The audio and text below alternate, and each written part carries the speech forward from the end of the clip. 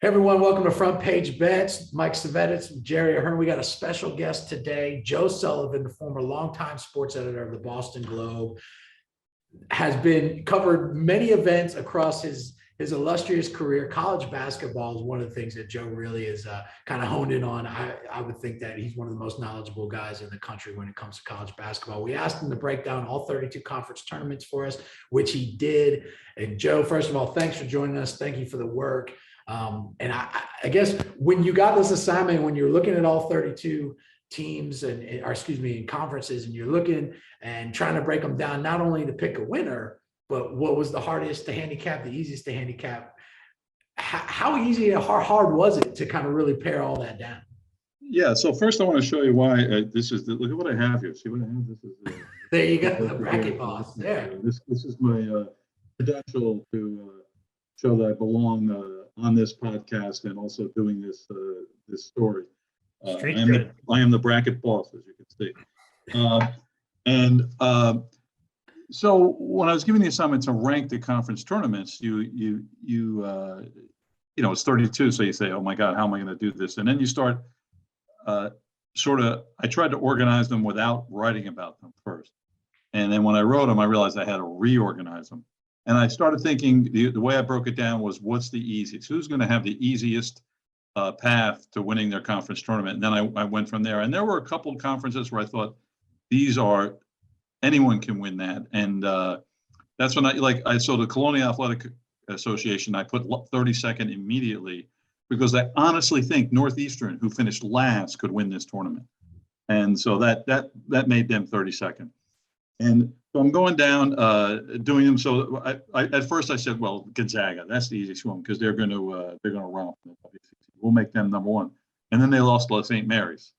So I said, well, maybe not.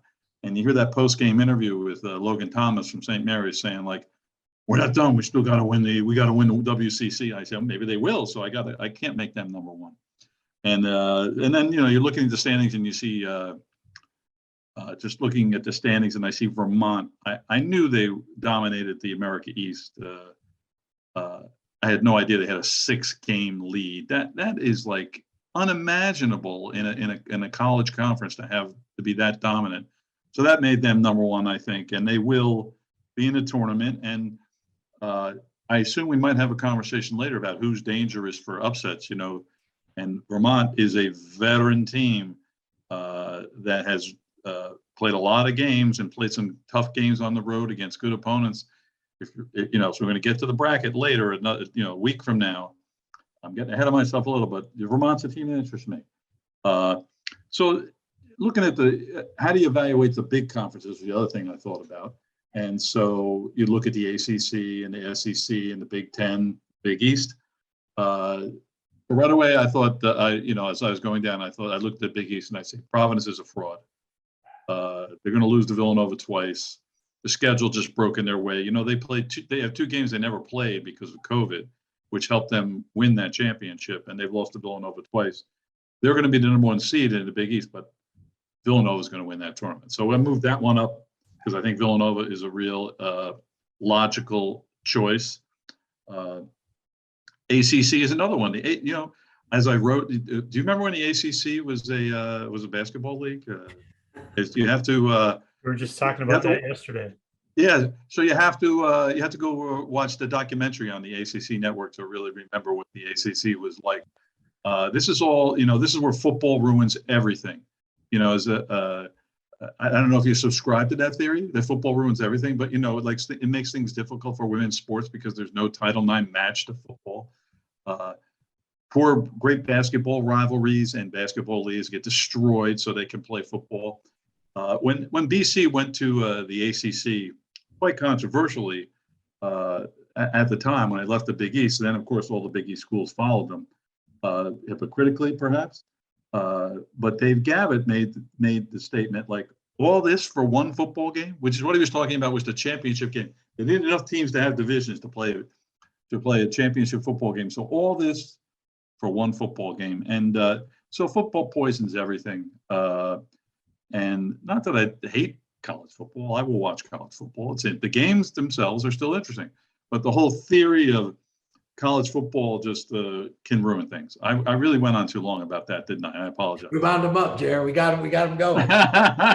First of all, Joe Sul, happy early St. Patrick's Day to one of my favorite Irishmen in the country. Oh, start with cilantro. Should I get out the red breast and pour a little bit here, and we'll have an early little whiskey. We'll listen to some Pogues. We'll sing songs. Ah, Yeah, there Joe's you go. retired, so you can hit that early as you want, Joe. But getting back to the hoops, it seems to me, Joe, and I'd love to hear your theory on this. Is this going to be the most wide open conference tournament season, NCAA tournament season? I can't recall anything where no one has really seemed to sort of rise above and sort of take things by the throat. And I make that argument. I'm just curious to see if you subscribe to that belief. So what you're saying, and I want to make sure I get it right, is that even the highly ranked teams, let's say like an Auburn or Kentucky in the SEC, are not locks to win their tournament. No, and no one's hung on to number one all year. And last weekend we saw, Kentucky go down. We saw Kansas go down. Kansas has lost 2 in a row, and they never do that. And we have, as I mentioned, Gonzaga, who seemed invincible. It turns out they're not. And so I think you make a good point, and it's going to make for some great basketball. And right now, I must admit, I'm on this call with you guys, this Zoom with you guys. I really could be watching the overtime between Radford and North Carolina A&T in the Big South first round game. But you guys come first. You guys come first. Appreciate that. Thanks. And that's the type of competition that so when I'm watching it this week, you're going to say what games you're going to watch. I'm going to watch the good ones because it's going to be highly competitive, overtime games, and those are the ones I want to tune into, and there'll be a lot to choose from. And this day and age, you can watch anything too. Look, modern times bring some terrible things, social media, etc. And but yet the good side of it is we can watch any basketball game we want anytime.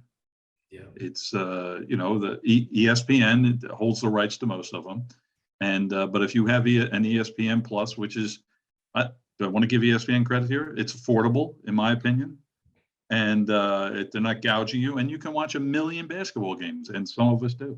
And you said you wanted to watch the good ones, but are there any conferences that you kind of broke down a lot of those? But Jerry and I have been talking about kind of the SEC probably better than the ACC top to bottom. This I would agree with that. I think the ACC is weak top to bottom. All you got to do is see that Notre Dame is contending for one of the top spots, and we'll get one of the 4 buys into the quarterfinals to show that the Irish just aren't that good. I mean, they're good, but they're not. I mean, you think it would be on a higher level. Certainly the SEC, which you'd love to have a Final Four of Kentucky, Tennessee, Auburn, and Arkansas. Yeah. And that would be a great semifinal matchup, I think.